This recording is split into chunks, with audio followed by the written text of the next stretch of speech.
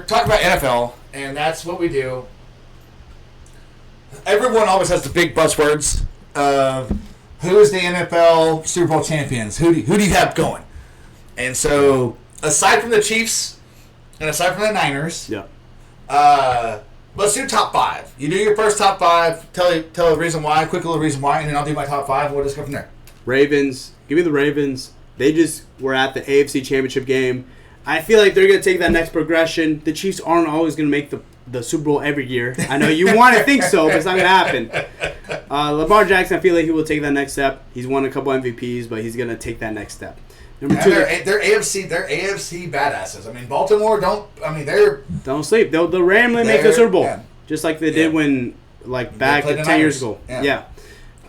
Number two, the Cowboys. Everyone wants to say the Cowboys. I 100% disagree with this, but I love where your head's at.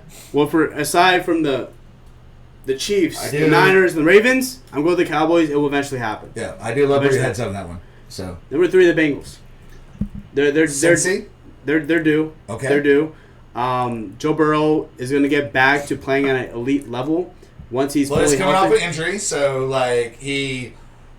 I think Cincy's going to be a real big force to be reckoned with as far as the AFC is concerned. But I'm not scared about him. Like Joe Burrow, obviously he's one of the top paid quarterbacks in the NFL, and he needs to earn it. But I'm not scared of him. I don't think that he's going to do anything too crazy to upset me or my Chiefs. So. Well, it's a good thing that this is not your top five list. Number four, we got the Packers. I think Jordan Love, this is coming out party, had a relatively breakout year last year. Yeah. He's going to take another notch, get another breakout year, and he's going to prove why he's a top 10 quarterback in this league, right?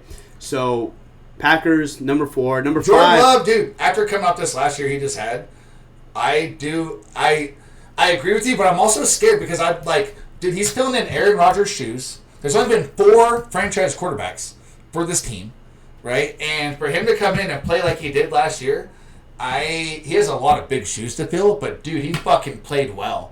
Especially with Aaron Rodgers leaving, going to the Jets. I thought it was pretty phenomenal. Yeah. No, he played legitimately one of the best quarterbacks in the league the last part of the year. It looked great. He looked great. The last 7 games of that season, he looked great. He's a stud. Yeah. They found the franchise quarterback, pay him whatever he wants. Well, don't pay him whatever he wants, but pay him a good amount of money. Number 5, hate to do this. It's the Dolphins. Hate to do it. Tua and Tyreek Hill. That's where you're going with this? Really? I think McDaniels will figure it out. Okay. He'll figure it out. I think he will figure it out. I think he's been as a coach for 2 years. He'll figure it out. I know they've had instances where it might seem like Tua's not the guy. Tua doesn't perform. They don't perform in the playoffs. I think they'll figure out year 3. I think those first 2 years was kind of a tryout period, trying to figure it out, who their identity is. I think they'll toughen up this year, and I think they'll everyone will sleep on them. Everyone will sleep on them, and then they'll creep on people. Yeah, that's what I think. I mean, what's your number? What's your 5? All right, so there's your 5. Everyone, you guys heard it here first. Yep. So mine's a little different. Obviously, we both agree.